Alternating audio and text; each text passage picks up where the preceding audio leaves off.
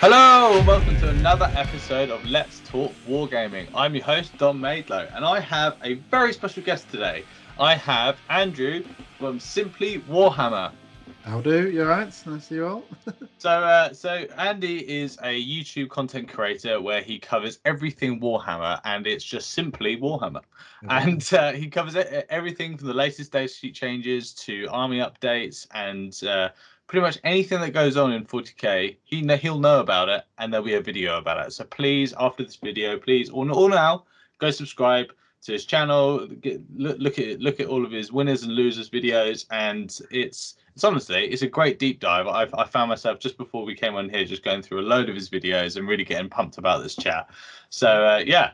So Andy, how have you been? How is 40k treating you recently? 40k is great. 10th edition's keeping me busy. I've got lots of time in my hands at the moment, so I'm pumping out videos more than ever.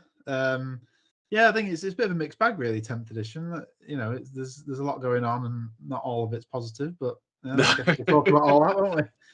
Yeah, 10th edition I found is quite a weird edition. It's been like it's kind of from like 8th to 9th was like, it wasn't that much of a change, but the big jump was 7th to 8th. That was kind of obliterating everything, because 7th was a bit silly when you had like the bark star, and you had all of these like crazy combos which, you know, you just couldn't kill units. And I remember going to a tournament, which was my very first tournament, with the Reclamation Legion of Necrons, which was literally a box, and I went and took that box to my first ever tournament, and I came top 3. And I was like, oh, okay, well, Warhammer's easy. And then everyone was just like, no, you're just playing the most broken thing. Are you a meta chaser? I was like, this is only my 4th game ever. Like, it was everything was just I mad. joined in 8th, so I missed all the fun of. I've only got into 7th because of Heresy, so I now play Horus Heresy. But I only play Horus Heresy against Winter's SEO.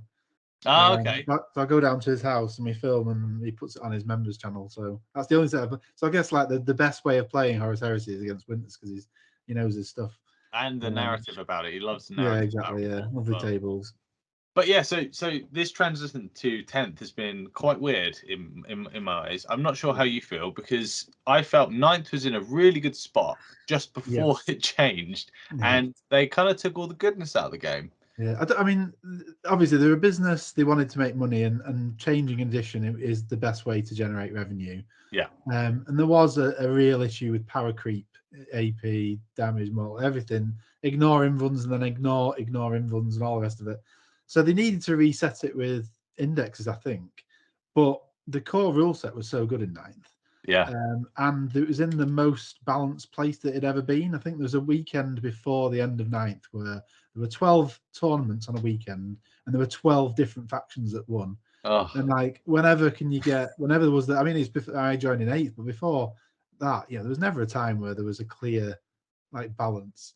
And so even if armies were a bit rubbish, you thought it was all relatively reasonable. And then it's all just back to the Wild West now, isn't it? So it's which is kind of Harlequins and Tyranids in 9th, where certain things are broken and certain things aren't. Yeah, it's like the bit I do like in the edition change is when they just hit the big reset, and then suddenly you're seeing triple Lord of Skulls on the table because people want to play it, or you're playing like just vehicles because now vehicles are good, and it's quite nice creatively to not just play what the set menu is for your army, and you can really like bolster your factions. Like at the start, the best kind of thing is just to get things you don't have. Yeah, it's okay, but the rules itself, I think we haven't had the most positive reaction to it.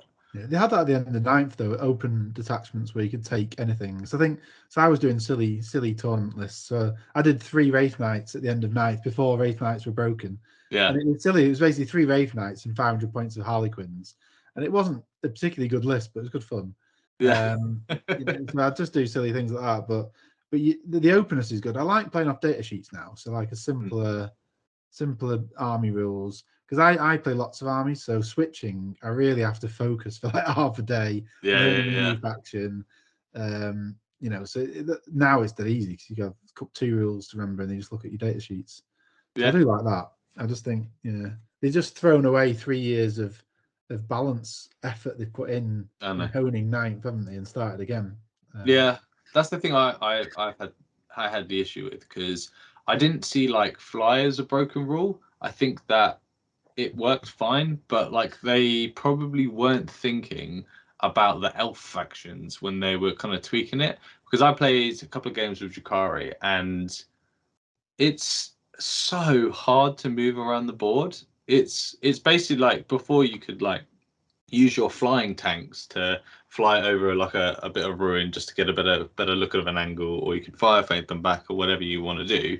But now fly is only really useful if you want to fly over models. Like otherwise, like you're going to spend 14 inches going up, up, up, and around.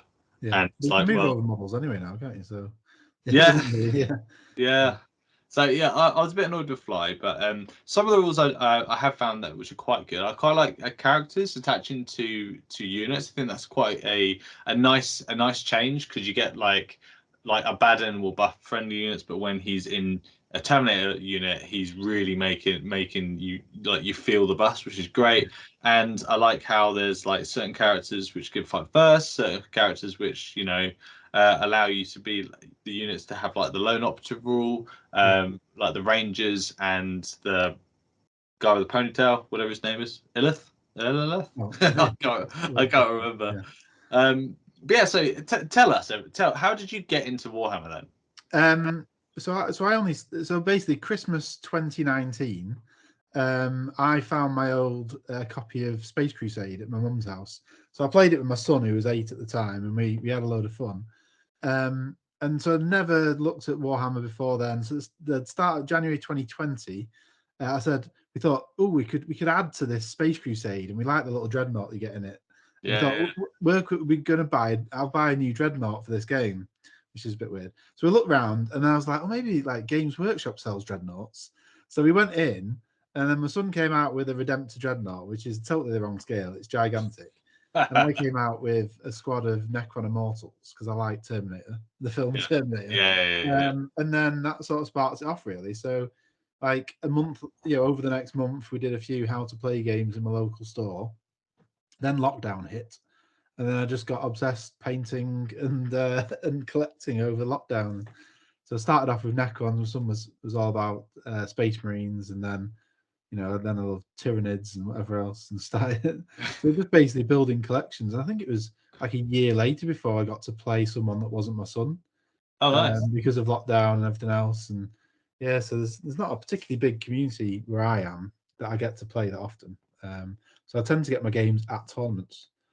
It's like a lovely way of like a 1 day, 3 games, like intensive play against people. It's always fun as well. I've never had too much problem with tournament weirdos or anything, so that's pretty I mean, I love tournaments. That is kind of what I kind of play to play tournaments, which is because I love them. I like the like going away for a weekend with a group of people, and you stay in like an Airbnb, and like I like when Ninth was at its height, I was every month going to one of the UKTC events where they're like big, like 100 to 100, maybe 200 players, and we'd stay like an Airbnb, do teams events, and it's a lot of fun. You make a lot of friends doing it, and this what the best thing about the community is. Like if you'd never gone in the Games Workshop to get that box of Necrons and the oversized dreadnought, that's it. Yeah, you probably wouldn't be doing never have any of this. But then I guess my wallet would be a bit fuller.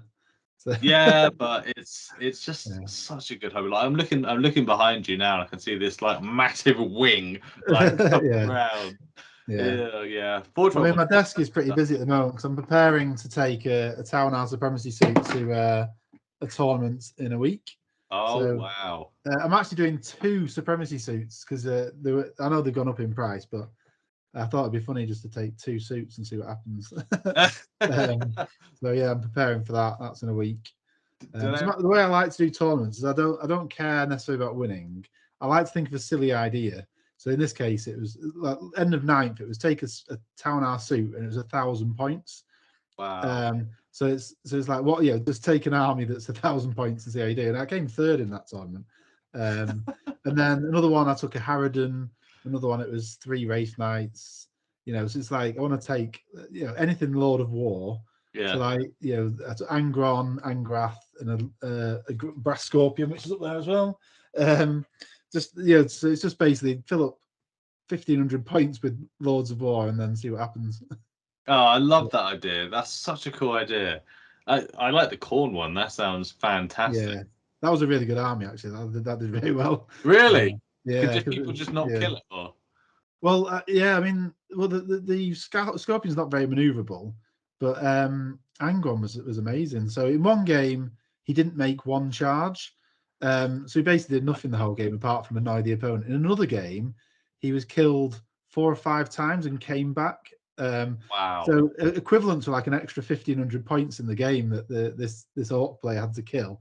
It's just like, and he was still alive at the end and he'd been killed 4 times. So it's it's good. My God. Yeah. So That is it's absolutely amazing. hit or miss, but it was good fun. Yeah, I like melee, and I think 10th has diminished that a little bit. A little bit, it's more of a shooting edition, but sorry, just need it. Yeah, I mean, I've kind of welcomed the combat being not as good anymore because I my previous factions in 9th were, so I ended on demons, which was really fun. Then before that, I was CSM, which is really fun with Creations of Bile. Before that, I was Harlequins and then Drakari. So I've always done kind of combat-y armies or movement shenanigan armies. And now I'm playing Chaos, but because I had 2 Forge Fiends and apparently they're good now. So now I'm just like Forge Fiends and Obliterators. Let's go. Sticking Knighting as well because they're the win button, aren't they, at the moment? Well, yeah, so they are, but recently they haven't had the best win rate, so I'm a bit confused by that, unless they go up against Eldar every round and just get smashed. Yeah, Chaos Knights don't seem to be doing as well as Imperial Knights, do they? But yeah. No, that's because of it's like the built-in -1 AP or something like that. The or +1 to their armor saves that the Imperial Knights have. Yeah. But so what we mentioned Forge World briefly. What are your thoughts on the poor Forge World purge? Oh, it's broken my heart. Yeah. Half my collection has just disappeared from playing, and I have to sort of realise that it's only tournament play, so I can still use them. But yeah, so I've got 3 Dimacarons, that I like to take. All the named Chaos Demons that I love, they're gone.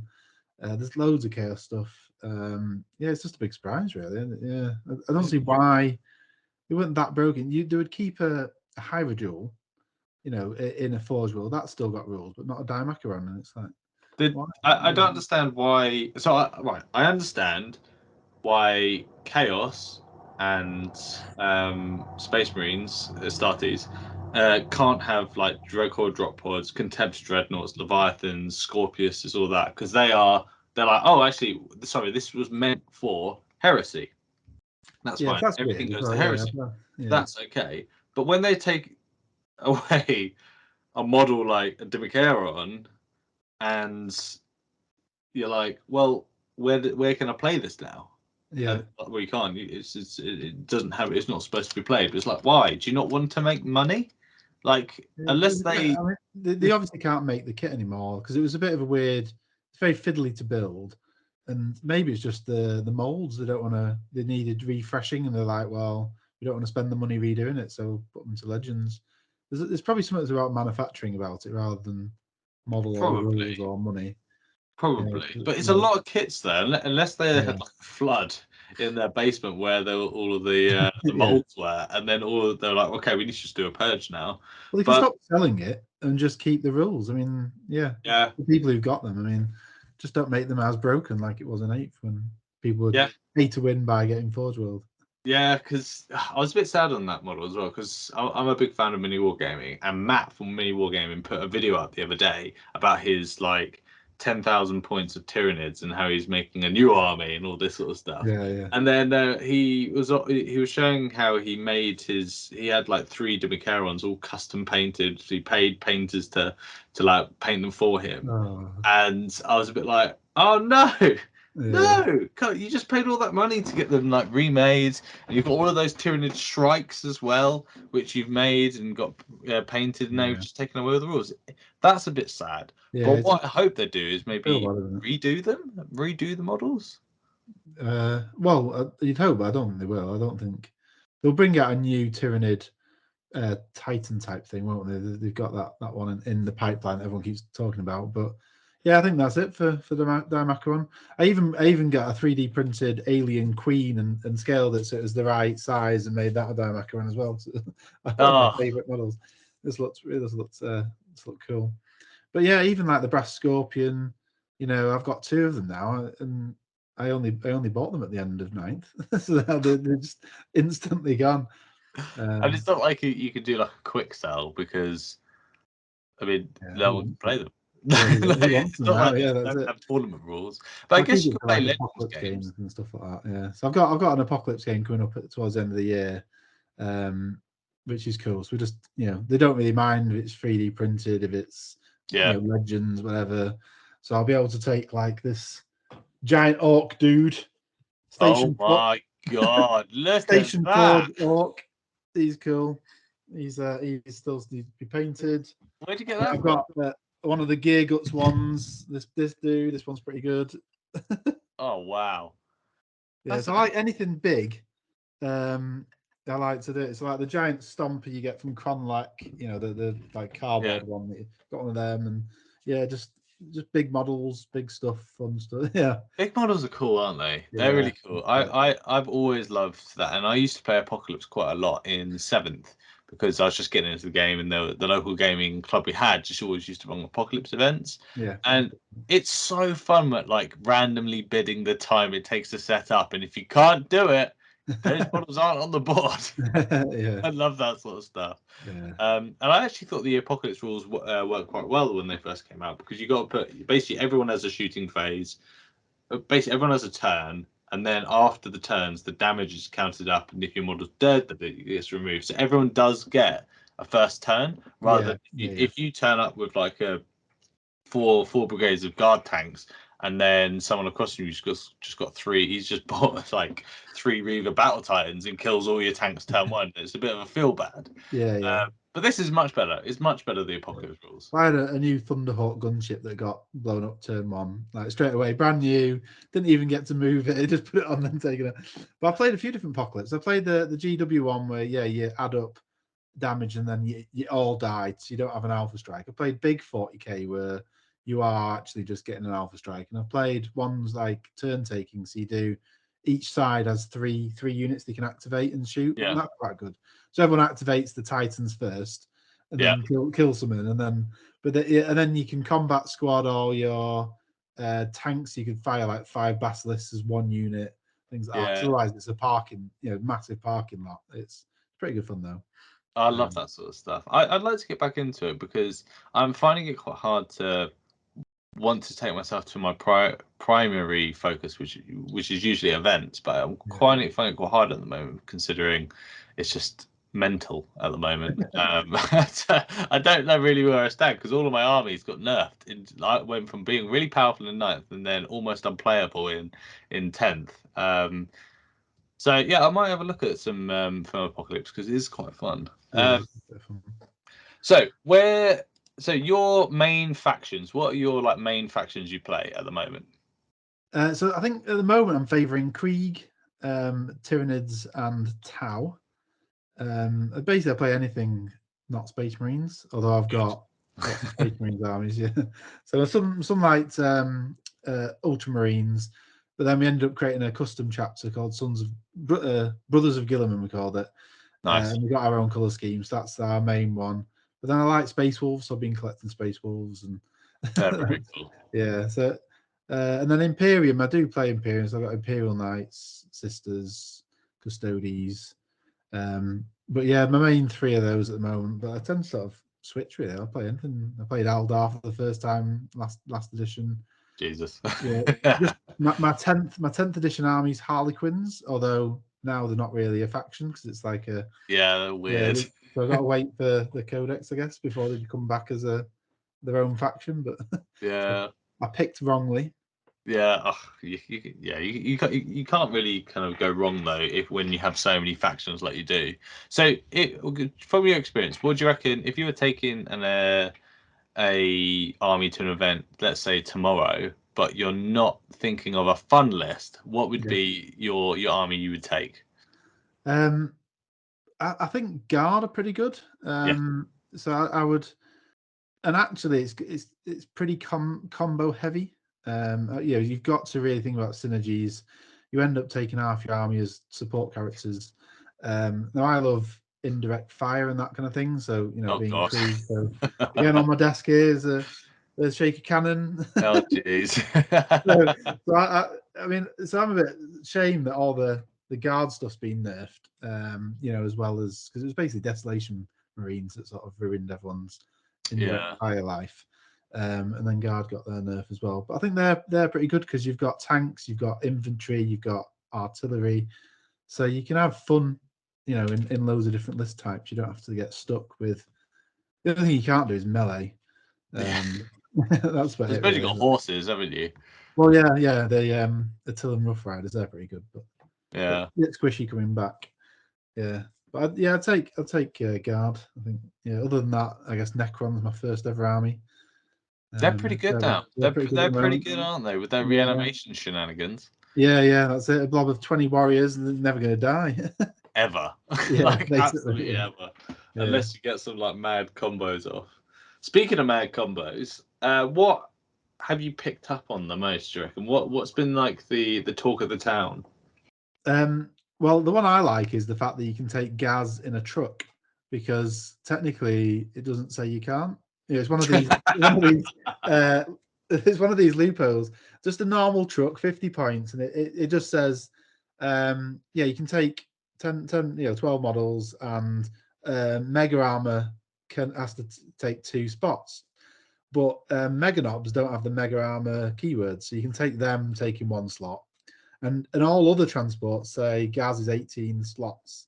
So it's not on Gaz's datasheet, it's on the transport's datasheet. So you can offload Big Gaz and 10 Mega Nobs out of a truck. Oh my god.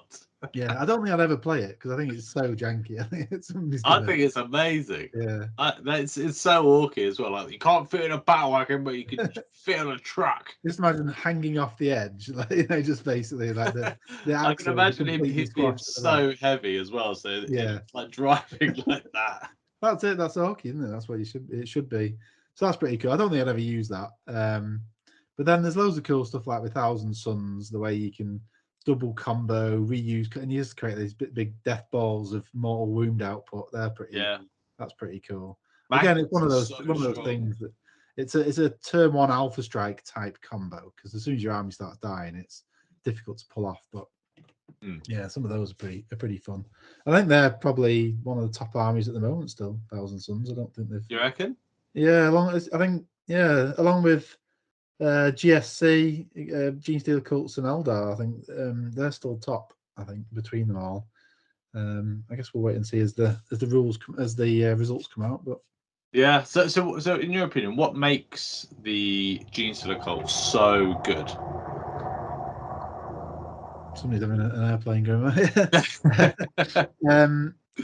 Well, they're interesting because they've got so many cool units, and they all sort of work well together. So you're not going to be it's quite an interesting toolbox to play, and it's just very, very tricksy. I think it's good movement. You can return models. There's lots of stuff that comes out. Special combos coming out of Deep Strike. With big hitting, they'll drop a few strats on something, and it suddenly starts killing anything. But then GSC ended 9th, super powerful as well. I played a tournament with Tyranids against Genestealer Cults. So I did a Harridan, Dimacaron, Hyrule, all big bugs, and I didn't kill 1 unit in the whole game. I couldn't get because they just. I had big elite killing melee, and they just all return. Harridan went into a squad of neophytes, and on 2 turns couldn't kill it. It just because it's just like it would take out 5, 8, 10, and then they would just spawn back in. Just it's just mental. Just so funny. Board control, and then you just I couldn't get anything out of it. So that was pretty impressive. I think that's carried over a bit now. They still got some of that kind of swarm the board, heal stuff up. The little jackals and the bikers are really, really fast and pretty handy. dropping mortal wounds on everything that gets close to them and stuff like that. That looks pretty good. Yeah, I think they do look good. I think what fascinates me the most about them is this that they're just incredibly good at the random secondaries. Yeah. So suddenly you need to go to the corners. All good. There you go. Off you pop. And you need to purge this objective. Fine, done, easy.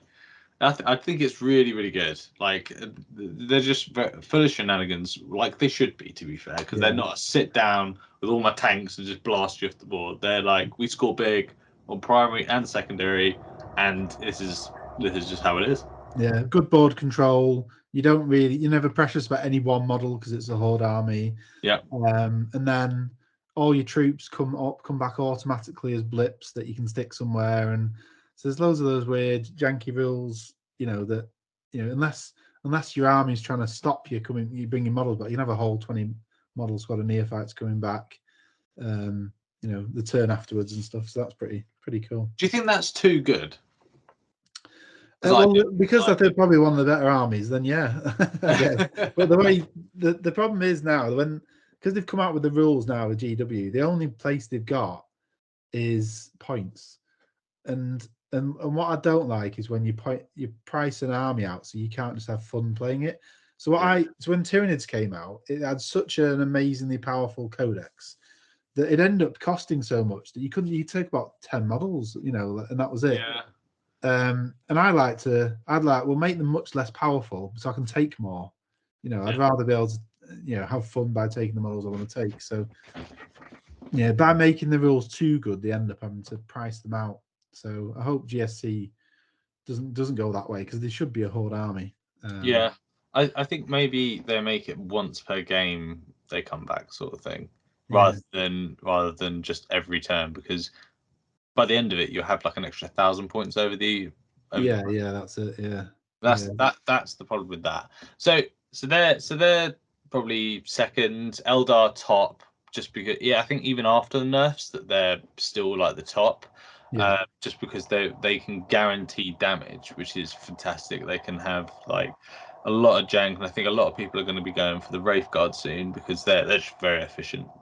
And then, what do you reckon's the third spot? Probably Thousand Suns. Yeah, Thousand Suns. Yeah, closely with or Imperial Knights potentially.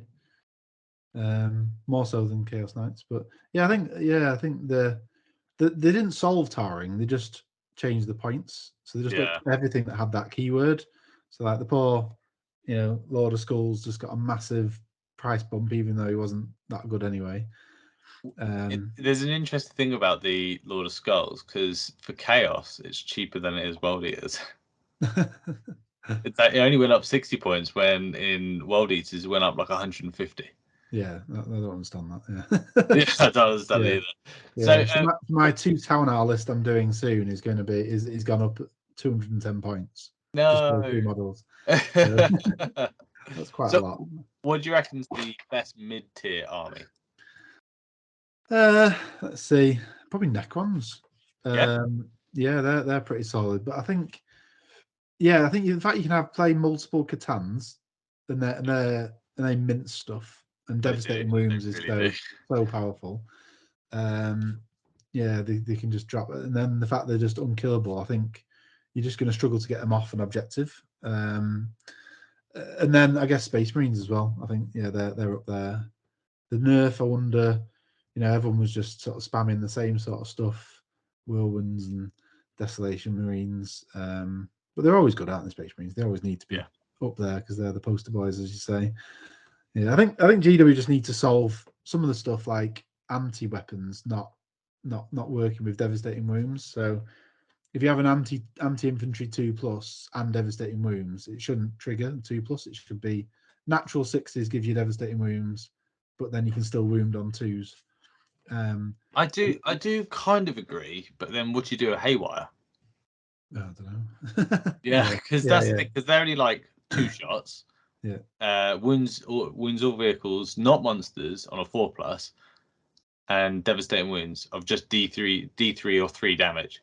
So the max damage from the haywire gun is 6 mortal wounds if you hit on 4s and wound on 4s with no rerolls. We should, I don't think mortal wounds need to be in the game as much as they are. I think It's a lot, isn't there? Yeah, I think because I think they like the mechanic from Horus Heresy, which was that some things just can't wound other things. Yeah, like so you can go. Some guns just don't do stuff, or some guns are so powerful you don't get a save. Those sort of mechanics they liked, but they've sort of not translated it in the same way. So like they should just have ignore invuln save, which is Yeah, what ignore I've been complaining saves. about. Yeah. Yeah. So and then that's it. But changing it to mortal wounds means that you get damage spill. So that the one railgun, which was so the town owl one. Prepared one earlier. one I prepared earlier. So this railgun, 16 wounds, but it could be devastating wounds. So one shot could kill a squad, which is a bit weird, isn't it? So that's a bit much. I But mean, then I kind of like it though, because it's like a massive like from Dawn of War. It was just like a massive shot with an explosion. yeah. It's not like you shoot one model and it blows up. Like it's kind of like it hits and blows up everything. Yeah, I don't think they go for the lore of the weapons though, do they? Because I think railgun is a projectile, so it should kill one thing really well. It doesn't really explode, I suppose. If you think about, I don't know, yeah, a super accelerated particle. Yeah, that's true actually. But then other weapons, yeah, have blast or irradiate and stuff like that. But yeah, I think it's just too much. Yeah, the tower's quite good though because you've got 2 shots, but then turn 3 onwards, it could explode twice as well. So exploding 6s. Oh, that's So nice. you could get quite a lot. Yeah, you can get bang for your buck there. Yeah. So worst 3 factions, or just pick 2 actually. Just do it. So worst 2 factions that need help. Well, it's definitely Death Guard and Admech, isn't it? Yeah. Yeah. And it's a shame because I think Death Guard's probably my biggest collection. Is it? Yeah. Oh, my just I painted like the Thunderhawk gunship as Death Guard, and I've got a Mastodon, Fire Raptor, and none of them can be played anymore. So actually, I need to recalculate my points. Oh, no. I can play them in Heresy, but that's about it. Yeah, so I've got about 10,000 points of Death Guard in 9th. So I need to rework it out. But yeah, there's no combo. It doesn't feel like it's been written by the same people that wrote Eldar or GSC. Space Marines. Yeah, Space Marines. Yeah. I'm glad they didn't nerf the bait with the Prey Burst Crawler though. That was the only one that didn't get the points bump, and I think that was right. I think they probably thought that either they forgot that it does indirect, which I probably bet my own money on that they did do that, because they also forgot Fate Weaver also does the indirect and Obliterators, but actually they're all Chaos. Maybe they just forgot Chaos as indirect. That could actually be a thing.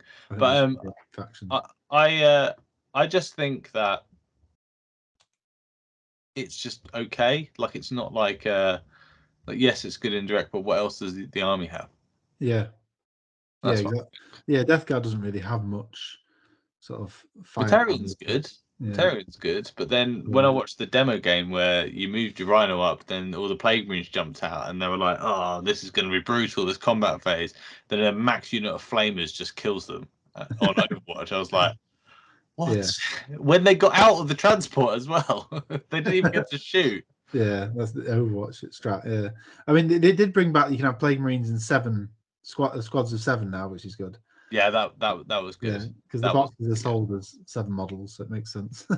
Yes, I don't understand that. Like some of the changes they've done, especially like witches, it's almost like they couldn't be bothered to write rules. They just went all witch weapons are witch weapons, but it's like you got a spear and a net, and the other ones you've got gloves with blades on, then you got a taser thing, then you got like all of these like whips, and like they are witch weapons. But then Rax and Cabalites all have different weapons. Yeah. Yeah, a lot of loadouts just aren't WYSIWYG anymore, are they? Is it the Stern Guard? Which squad is it in the Marines? Is it Stern Guard or was it veterans that now most of the loadout, even the box picture doesn't fit the rules anymore because they've got could be Stern Guard veterans. Yeah, they've got even the box art has loadouts that doesn't match. Yeah, they can't take thunder hammers and different things like that. Yeah. I don't think they think it through sometimes. I don't either. So let's cover the balanced data slate with the points updates and the indirect changes and towering changes. which isn't much apart Yeah. from points. So we're Yeah. going to start off with some. I'm just going to read out, and then you can give your opinion on if you think that's a good change or anything like that. So the Wraith Knight going up to 475 points. That's a 105 point increase. That's kind of what it was in ninth. I think that's fine. I think, yeah, because it's free war gear. So yeah, yeah, with all, because you used to be able to get all the extra cannons and the other the sun cannon and all these different things you can stick in there. It was always over 500 points a model. So I think that's a decrease from ninth. I think that's reasonable. Yeah, well, some Wraith Knight lists gone up about 300 points just from having 3. Yeah. And it puts them in line with the Knights now. Like they were just like cheap Knights, but now they're pretty good, and they've had the nerf to the Fate dice. Quickly explain to everyone what the Fate dice nerf is. Do I know all the details? It's one a phase, basically. Yeah. So. That's exactly what it is. It's just use one per phase per unit. So before you could stack like six sixes and shoot your Wraith cannons. You go, cool. I've got my 2 or 3 hits. Then I've got my automatic 6s to wounds, which are all dev wounds. Then I go 6, 6, 6, 6, 6. Cool. So that's 24 mortal wounds. That unit's dead. I don't know why they did it though, because it was only in 9th edition with the Dice of the Laughing God and Harlequins. They knew it was broken and rubbish, and it's like then they just did it again. They obviously it worse. Broken, wasn't it? Yeah, it's like they just forget. Like it's only 6 months ago that we were playing 9th, and they changed it all. Yeah, who knows? Yeah, it's a bit weird. But let's go back onto the platforms, the D cannon platforms, which are the ones which were indirect fire, and they can just do amazing amount of devastating wounds. So they go, oh, you're in cover, and you got plus ones you save. Nah, it doesn't matter. Just dev wounds, done. Yeah. So they've gone up 20 points. You're going to take 1 platform a turn now per unit. So that's a big nerf. You can't go 3-3-3. You can just take 3, and they are now 105 points, which is quite I think. Makes sense. I mean, if Eldar were top and maybe still are, I think that's good. I mean, it's what's needed. The thing is, what you won't see is because you get meta chasers and people that hop. So the best players are already winning because they're the best players, and if they jump to Eldar, they'll skew that faction to be a higher winning percentage. Then they'll jump to something else. Maybe GSC will be next. So Eldar may then look like it's been dropped down. That nerf may hit it harder than than we realise because of for the mortal players like myself. They weren't winning with janky lists anyway. So just makes it a bit more expensive to use your models. Yeah. It makes sense though. I mean, whenever if you can have 3 model vehicle units and they were broken, then it's an obvious change. It's what they did with Orcs, didn't it, back in the day? Most vehicles now are 1 squads of 1. Yeah, well, I think it's fine. Yeah. So then their tanks went up a little bit. So you've got fire prisms with again amazing amount of damage, being able to fire from 2 prisms which are behind and you can't see anything, but they can see the other one, which is in your deployment zone, shooting 3 times. That's gone up 25 points. I still think that's probably a bit too cheap because turn 1 they can just get in your deployment zone and just kill all your tanks. That sounds cheap, yeah. 150. Anything where well, the old Eldar of non-interactivity. Anything where things can fire and be hidden or jump away was always a bit of a feels bad anyway. Needs nerfing, I think. Yeah. And then Night Spinner, it's gone from 30 points to 170. So not from 30 points, it's gone up 30 points. So that's to go with the indirect nerf. They're just making it more expensive than actually changing the rules. Because I think indirect's good to have in the game, but I think units that have it need to pay a premium. Yeah. Yeah, not all units, not Guardian, not my Creed Guardian. Everyone loves their own stuff.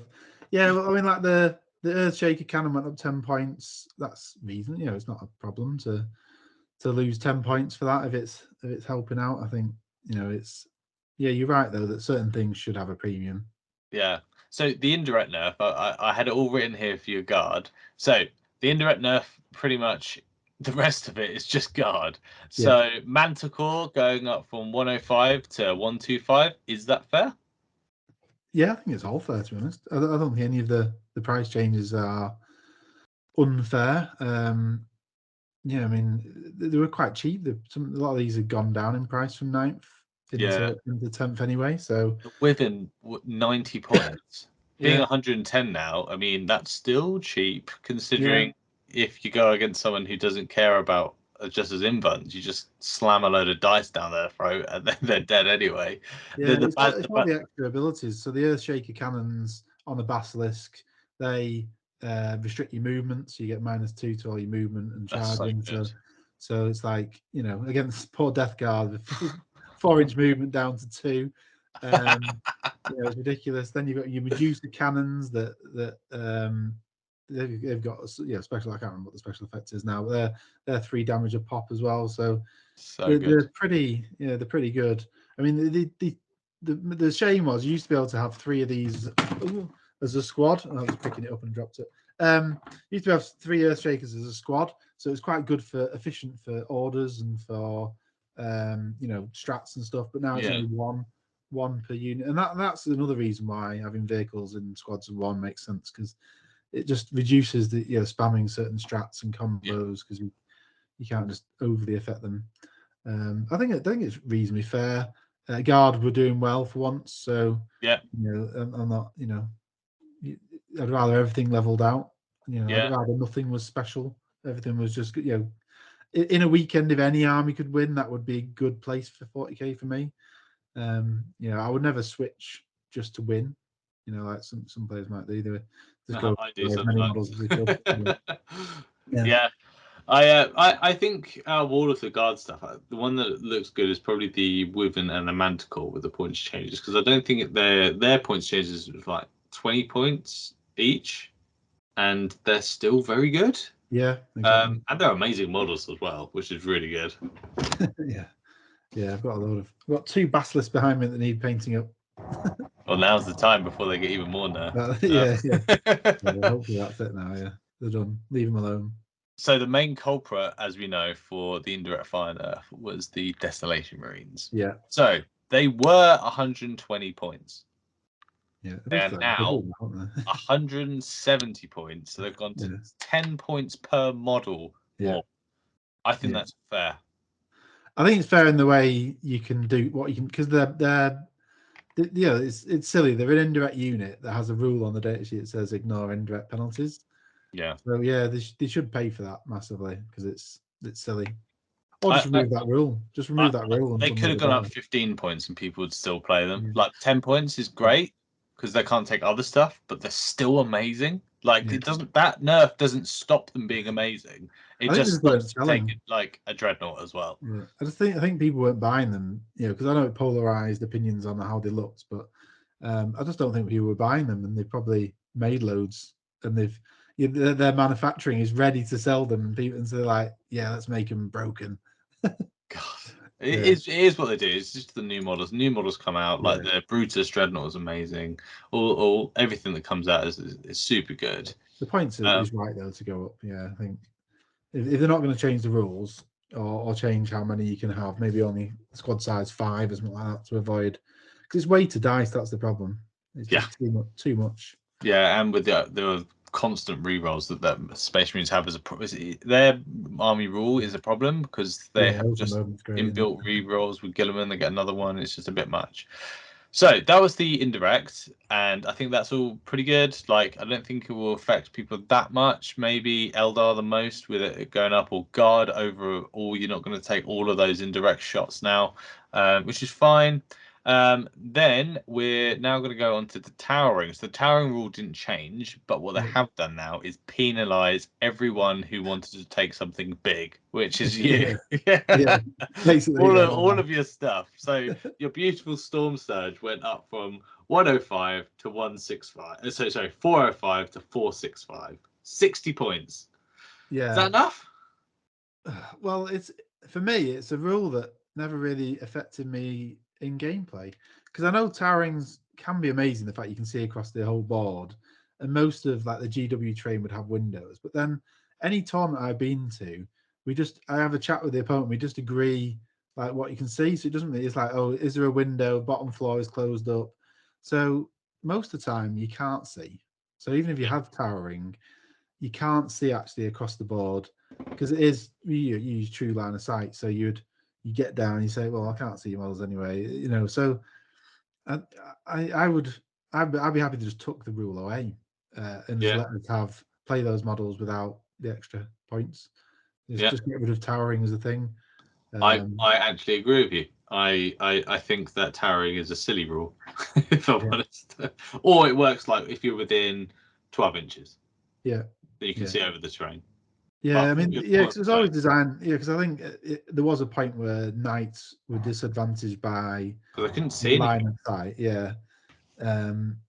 So yeah, but they just went the wrong way with it. I think. I don't think that was. Yeah, I think it makes sense that a troop squad should be able to hide in a building and not be seen. Yeah. But then the knights should just be able to shoot the building and bring it down around. Yeah. I choose not to shoot you. I choose to shoot your building. Yeah, basically, yeah, can target them. Which is quite good. Yeah. So the knights overall, so Castellan and the Tyrant, which is the Chaos class of Castellan, they went up 70 points when all of the rest of the knights kind of went up 60 points, which is quite a big points increase. But if they're keeping towering, that's fair because before you were seeing like 4 or 5 just big knights, which were just double Gatling, double battle cannon, double this and that, and they were just hoovering an army out. Yeah. But now it's kind of like up to the tournament organisers to be like, all ground floor ruins are blocking. You can't see anything, and then we keep towering because people just want to play knights. Yeah. I like the fact that you can pay big knights more than just spamming armigers and war dogs or whatever. That was boring, wasn't it? Yeah, I do like that. I liked it when I had a tower army went up against knights and I tabled him by turn 2 because you couldn't hide anything because there's long range shots. But other than that, yeah. But now they're super tough. I mean, like they're good in the shooting phase. They're good in melee because they've huge chainsword on their arm, whatever. Yeah. I think it makes sense. They're not going to do well with 3 big models in the secondary game, so I think that's where you counter. Really, they're going to kill stuff, but if you're sneaky or fast, then you can get around, and they're going to struggle to move around buildings and stuff like that. So, yeah, player place terrain will be horrible for them because you can just like block lines of sight and stuff like that. So yeah. Oh yeah. So I think it's a good change. I think they're probably a bit heavy-handed, but I was assuming that towering was going to go and they were going to leave the points. But if they're keeping towering, that's fine. Like we're still going to be like, oh, towering's rubbish. But I don't think they remove a rule though like that because they wouldn't want to say, oh, we got it wrong. We'll just remove towering. I just don't think they'd do that. No. Or maybe it's too early to know as well. I think it's too early. I think because like you say, if organisers say all ground floors are blocked anyway, then you don't know whether that's as as big a thing. Yeah. But quite interesting enough, so like the Gorkanaut went up 50 points when the Morkanaut didn't. I think they forgot about the Morkanaut. So the Morkanaut's the one with the shield generator, isn't it, as well? So that's the plasma. That's the good one to have. Yeah. That's the better one. Yeah, that's the better one. But my biggest shame was the Exorcist tank for Sisters. I've actually just done a video about that, saying how good the Exorcist tank was. It went up 20 points, 30 points, something like that. 30 points, I think. Yeah. But that's a shame. But then, anytime you've got something that's like, oh, it's an auto include, you've got to have one. Strength 10, D6 damage, indirect fire. That was ridiculous. But I just don't think people are playing Sisters necessarily at the moment because, I think they're, lower than middle tier. I think they're not. What do you reckon that is, though? Again, it's combos. I think it's a bit like with Death Guard, because there's not as much super as you want. So certain things only go with certain other things. So like with Death Guard, you always used to be very character heavy, and it was always auras. But now those characters only go with Plague Marines, and they're not necessarily the best unit you want them with. You'd want to put them on Terminators. The same with Sisters. you know, it's the Battle Sister squad is the main thing that can take all your characters. You can take 2, which is cool, but they were never, you know, the T3 squishy. They're not massive firepower. They have 1 melter, so they're a good units to have, but you know, they're not actually delivering that much damage. And the miracle dice is kind of what you'd want Eldar Fate dice to be, because it's not too overpowered. You know, you're pre-rolling what you can get, and if you roll badly, you might just be substituting 3s, you know, which doesn't really help you. So it's not like auto 6s. Yeah. They do have an auto 6 with the dialogist. I can't even say it now. Probably yeah, that. dialogist. Something like that. Yeah. That allows you to turn a fate dice to a 6, but they only attach to certain things. So yeah, they're not. It's not just killing everything. But I think because Hero Hammer's changed, it's not well. There isn't really. It's not about Hero Hammer now. So things like Celestine are not just a beat stick to kill everything. I think it's only really like the Catan shards that are still a bit Hero Hammery, because they just walk around on their own killing stuff. Yeah, which I kind of like. Yeah. Just having one giant smash captain that just kills everything. It just keeps walking around. Yeah. It was never the most fun if you're on the end of it. The lion's a bit like that, but he has to walk there. Yeah. He can't. Yeah, he was always potentially squishy though, because he, you know, now at least he's got fight first, so he does actually literally fight first. Even if you charge him, he'll get you. But I like that from a Primarch though. Yeah, I think all Primarch should be tough. Like Magnus looks amazing. Mortarion looks like a lesser Magnus, and Gilliman's just, I have lots of rules. Here you go, army. I'll make you better. Yeah. I'm not good, but my army's now great. Angron's still cool. I think he is good. It is all about melee, but he was always squishy anyway, because he'd be, you know, priority target number 1. He would die, but then he would come back. So, never-ending cycle as long as he just keeps killing. Yeah, but he's good though. He's a cool model. Yeah.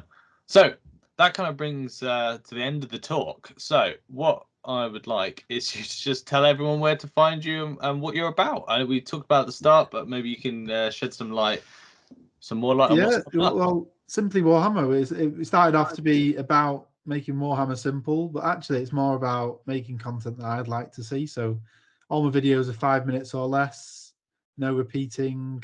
You know, I edit it so it's snappy to the point. So you know, it's an easy place to just digest 5 minutes of content. You know, most channels would spin out my content to 20 odd minutes. You know, I'll do a codex review in 5 minutes and just get over the salient points. Because actually, if you've got a codex, you're going to read it yourself. You want something just to highlight some interesting information. You know, watching 2 hours page turner, you know, is rubbish. I mean, I do end up watching them all because I don't get early content access to stuff. So if I want to get a video out early, I will watch those 2 hour things many times and like pause it and read it myself and then I'll create a 5 minute video. So it's all scripted. So it's, you know, you get the point across, and you know, hopefully it's interesting. It's like things I like doing. So some, you know, be about building a stupid large orc thing, about a tournament, you know, about interesting combos and stuff like that. So I tend to use it also for myself, because I think if I wasn't doing a channel, I won't think I know as much about as many factions, because you know, I really have to like research stuff. Yeah, you do. Yeah. You know, so I put quite a lot of effort into reading, researching, listening to other people's opinions, trying not to be too opinionated, because I think it happens though, doesn't it? You get battered in comments as soon as you give an opinion. Yeah. You know, oh, you said that was a 3 and it's a 4. No, whatever it is, like you make mistakes, but you know, it's just kind of the joy of it, really. It's a full-time job making content. It's very busy, even though I've got a full-time job and kids. So you seem to just like smash them out. I am at the moment, yeah. Well, my company have gone into administration, so I'm currently jobless. But so that's why I'm getting all the. So there's more Voice Gate content coming your way. Yeah, more Voice Gate content. That's it coming my way. So become a member of the channel and help me out. Yeah, exactly. So I'm just always amazed that people watch any of stuff, really. Yeah. So if I get a couple of thousand views, it makes me happy. You know, the fact that I can chat to people in the comments is cool. I answer all my comments. I think, you know, someone may reply to someone's comment from 6 months ago and I might miss it, but generally I'll chat. Even the people that are giving me hate, which is very infrequent, to be honest. That's good. I'll still chat to them. You know, so it's, you know, you can be close to a content creator like myself. But my best moment though was at a tournament in Sheffield. So it was about a 2-hour drive for me. So I drove over, and somebody, my first tournament, my first game, they recognised me from video. I was like, I've made it. I've done it. Yeah, that was it. That was all worth the 35 quid for the 1 day little RTT. Just to, whatever it was. Yeah, Oh, made my time. Great. So yeah, guys, you can see he's a lovely guy. Lovely guy. Go check his content. Go listen to him more. So the link will be down below. Go check it out, and it'll take you straight there to his channel, one of his videos. And then I just want to give a quick shout out to East Anglia Tournaments. So they've got a big super major happening at the start of September. So the link will also be down below. It's 4 companies coming together, and they are doing 4 different terrain sets as well. So that's going to be interesting for 10th. So make sure you snap up a ticket for that. There's still some available. And what it's going to be, yeah, exactly. And there's 4, so it's 4 different terrain sets. It's going to be a big prize pool. I'll be there. My team Mind Goblins are also going to be there. And there's already quite a lot of interest. So make sure you get that. They also run little RTTs and GTs, but this is their first major. So you've got to support these tournament organisers, especially when they're just starting to get big. So let's show some love and grab a ticket. Then we've got Fourth Dimension printing. So they do all your 3D printing needs if you need it for events. If you're meta chasing and you quickly need some new stuff because your 3 Wraith Knights are now bad, you can go check him out, and he can 3D print you some stuff with a quick turnaround as well. Very high quality. And yeah. Well, thanks for having me on your podcast. It's been cool. I'm one of the Thank you. One of the very select amount of people you're getting on. I'm very impressed. Yeah, well, you're now one of them. You're one of the legends. I have made it. That's it. I can retire now. Exactly. Right. Thanks for coming on. And guys, subscribe below. Subscribe to his channel as well. And we'll see you next time. Bye. Bye.